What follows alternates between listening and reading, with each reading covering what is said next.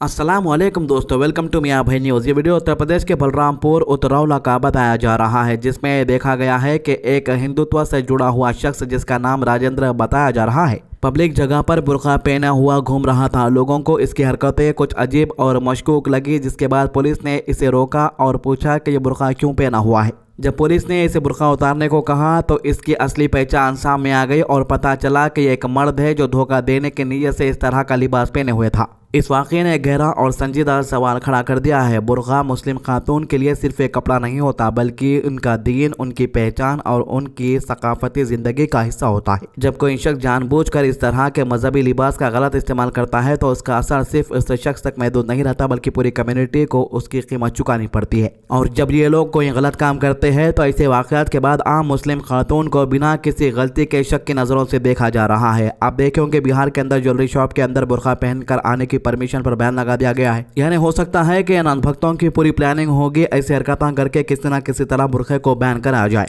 तो ये जो अनभक्त हरकतें करते हैं, इस तरह के धोखेबाज अमल ना सिर्फ समाजी भरोसे को कमजोर करते हैं, बल्कि मजहबी नफरत और प्रोफाइलिंग को भी बढ़ावा देते हैं। जरूरत इस बात की है कि जिम्मेदारी का मुजाहरा किया जाए और ऐसे फर्दी वाकयात को बहाना बनाकर पूरी कौम का या मजहब को निशाना ना बनाया जाए। कानून और इदारों का फर्ज है कि वो धोखा देने वालों के खिलाफ सख्त और इंसाफ पर मबनी कार्रवाई करें, लेकिन साथ ही साथ बेकसूर लोगों, खासकर मुस्लिम खातून के हकूक और इज्जत की हिफाजत भी यकीनी बनाए। ये वाक़या हमें याद दिलाता है कि अमन, भरोसा और इंसाफ तभी मुमकिन है जब हम फर्दी गलती को फर्दी ही समझे और किसी के लिबास या पहचान को उसके खिलाफ इस्तेमाल ना होने दे। कुलसुमपुरा पुलिस स्टेशन में हमारे बच्चों को, 3 बच्चों को इतना मार के पूरे पैरा हाथा छन्नी सुजादा ले साहब विजय और बालाजी बोल के 2 जने हैं, हमारे घर पे अटैक करे। मैं वो केस में भी नहीं था, इनको और इनको दोनों को मिलके मारे। फिर मैं वहाँ मारे बोल के कंप्लेंट लिखाने आया तो एनएनसी को भेजे। 1:30 बज गए आए तक कोई भी नहीं थे। बैठो साहब आते, बैठो साहब आते बोल के सुबह 11 बजे तक बिठा दिए। हैदराबाद के इलाके कुलसुमपुरा में वाक़ पुलिस ज़्यादती के बहुत ही संगीन इल्ज़ाम सामने आए हैं, जहां चंद जवानों ने कुलसुमपुरा पुलिस स्टेशन के अंदर तशद्दुद और बदसलूकी का इल्ज़ाम लगाया। ये वाक़या शहर भर में तशवीश और गुस्से की लहर पैदा कर रहा है, जबकि अवाम पुलिस के रवैये पर सख्त सवालात उठा रही। मौजूदा इत्तलात के मुताबिक कुलसुमपुरा के इलाके में 2 अफराद के दरमियान किसी बात पर झगड़ा हुआ। ये झगड़ा इतना बढ़ गया कि झगड़े में मुलविस अफराद भागते हुए एक करीबी पड़ोसी के घर के अंदर दाखिल हो गए। उस घर के अंदर एक जवान मौजूद था जो अपने मोबाइल फ़ोन पर गेम खेल रहा था और उसका झगड़ा से कोई ताल्लुक़ नहीं था।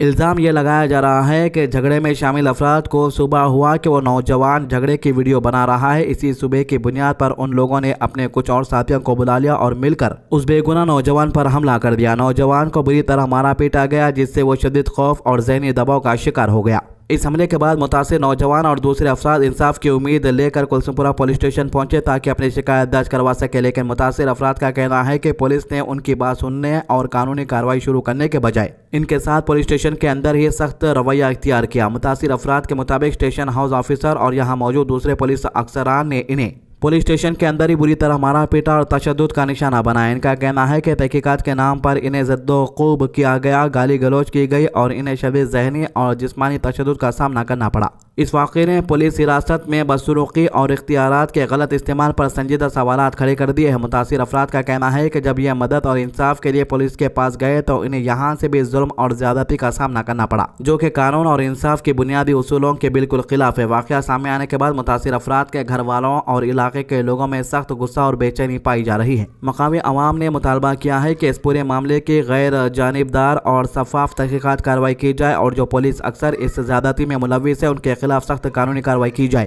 ताकि मुस्तकबिल में ऐसे वाक़यात दोबारा ना हो सके। अभी तक पुलिस डिपार्टमेंट की जानिब से इन इल्ज़ामात पर कोई बयानात सामने नहीं आए हैं। अलबत्ता इत्तलात है कि सीनियर पुलिस ऑफिसर इस मामले का नोट ले सकते हैं और जल्द ही तहकीकात शुरू होने का इम्कान है। फिलहाल पूरे शहर मज़ीद तफसीलात का इंतजार कर रहा है और आवाम ये देखना चाहती है कि क्या वाकई इंसाफ होता है या पुलिस वाले इस मामले को भी दबा देते हैं पहले के मामलों की तरह।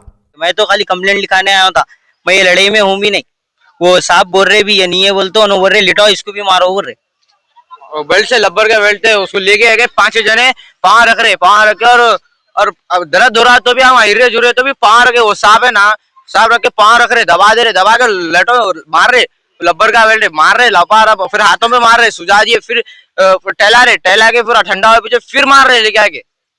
तो इसके अलावा ये वाक़या बेंगलुरु के एक बहुत बड़े और हैरतअंगेज़ चोरी के वाक़े पर मबनी है जो शहर के एक पॉश इलाके में पेश आया। यह वाक़या ASK लेक गार्डन केम्पापुरा में रोड यमलुरु के करीब एक मशहूर बिल्डर के घर में हुआ, जहां अंदाज़न 18 करोड़ रुपए के सोने, हीरे और चांदी की ज्वेलरी चोरी होने का दावा किया जा रहा है। इल्ज़ाम डोमेस्टिक स्टाफ पर है जो एक नेपाली जोड़ा बताया जा रहा है। मर्द का नाम दिनेश है जिसकी उम्र 32 साल है और इसकी बीवी कमला जो 25 साल की है। दोनों पर इल्ज़ाम है कि यह घर के से कीमती जेवरात और नकदी लेकर फरार हो गए। इस मामले की शिकायत सीमंत S अर्जुन ने दर्ज कराई है जो कि 28 साल के बिजनेसमैन है। अर्जुन बिल्डर MR शिव कुमार के बेटे हैं। अर्जुन ने पुलिस को बताया कि उनके खानदान पिछले 19 सालों से इसी घर में रह रहा है। वाक़े के वक्त वालिद शिव कुमार काम के सिलसिले में शहर से बाहर गए हुए थे। दिनेश और कमला को सिर्फ 20 दिन पहले हाउसकीपर्स के तौर पर रखा गया था। ये दोनों विकास और माया विष्णु के जरिए आए थे जो पहले से घर के लिए काम करने वाले लोगों के जान पहचान के थे। इसी घर में 2 कुक्स का काम भी करते थे जिनके नाम सिद्धरम्मा और अंबिका बताए गए हैं। 25 जनवरी की सुबह तकरीबन 9 बजे अर्जुन अपनी बीवी और वालिदा के साथ घर से निकले। वो अपनी बीवी की जमीन पूजा के लिए जा रहे थे जो हेज क्रॉस रोड पर थी। घर पर उस वक्त सिर्फ डोमेस्टिक स्टाफ मौजूद था। दोपहर के करीब तकरीबन 12:28 पर अर्जुन को कुक अंबिका का फोन आया। उसने घबराहट के साथ बताया कि घर के कपबोर्ड्स के ताले टूटे हुए हैं और कीमती सामान गायब है। अंबिका ने शक जाहिर किया कि ये चोरी दिनेश और कमला ने दूसरों की मदद से की है। जैसे ही फैमिली वापस घर पहुंची उन्होंने देखा ग्राउंड फ्लोर के बेडरूम में रखा हुआ लॉकर लोहे के सरिये से तोड़ा गया था। इस लॉकर से तकरीबन 10 किलो सोना और हीरे के जेवरात गायब थे। इसके अलावा फर्स्ट फ्लोर के बेडरूम में एक और लॉकर भी टूटा हुआ मिला जहां से लगभग 1.5 किलो सोने के जेवरात, 5 किलो चांदी के जेवर और 11.5 लाख रुपये नकद गायब थे। इस तरह टोटल मिलाकर सोना, हीरे, चांदी के जेवरात और कैश मिलकर अंदाजन 18 करोड़ रुपए की चोरी होने की रिपोर्ट दर्ज की गई है। शिकायत में यह भी कहा गया कि दिनेश और कमला ने पहले से घर वालों की रोजमर्रा की हरकतों और आने जाने के वक्त से गौर को ऑब्जर्व किया था और मौका देकर बड़ी चोरी को अंजाम दिया। पुलिस ने इस मामले में भारतीय न्याय संहिता के सेक्शन 306 के तहत केस दर्ज किया है जो कि मालिक के माल पर नौकर या मुलजमीन के जरिए चोरी से मुताल्लिक है। पुलिस इस वक्त दोनों मुलजिमान की तलाश में लगी हुई है जो वाक़े के बाद से फरार बताई जा रही। एक सीनियर पुलिस ऑफिसर ने बताया कि चोरी से पहले घर की बिजली जानबूझकर काट दी गई थी ताकि CCTV कैमरास काम ना कर सके और कोई रिकॉर्ड ना हो। अर्जुन ने पुलिस को यह भी बताया कि दिनेश और कमला असल डोमेस्टिक स्टाफ विकास और माया के टेम्पररी रिप्लेसमेंट थे। दोनों ने माहाना 27,000 रुपये की तनख्वाह पर काम करना कबूल किया था, लेकिन हैरत की बात यह है कि बार बार कहने के बावजूद उन्होंने अपनी कोई भी आइडेंटिटी प्रूफ जमा नहीं करवाए थे। ये वाक़या एक बार फिर ये सवाल खड़ा करता है कि घरों में काम करने वाले मुलजिमान की प्रॉपर वेरिफिकेशन कितनी ज़रूरी है, क्योंकि छोटी सी लापरवाही भी करोड़ों रुपये के नुकसान और भरोसे के टूटने का सबब बन सकती है। तो ये थी इन मामलों की अभी तक की अपडेट। आज की अच्छी बात, हुजूर सल्लल्लाहु अलैहि वसल्लम ने फरमाया जिसने बाल रखे हो तो चाहिए इन्हें कि बना सवार कर रखे। अबू दाऊद 4163। हमारे चैनल को सब्सक्राइब कीजिए, हमारे वीडियोस को ज़्यादा से ज़्यादा शेयर कीजिए, नमाज की पाबंदी कीजिए, कुरान की तिलावत कीजिए और दुआ में याद रखिए। अल्लाह हाफिज़।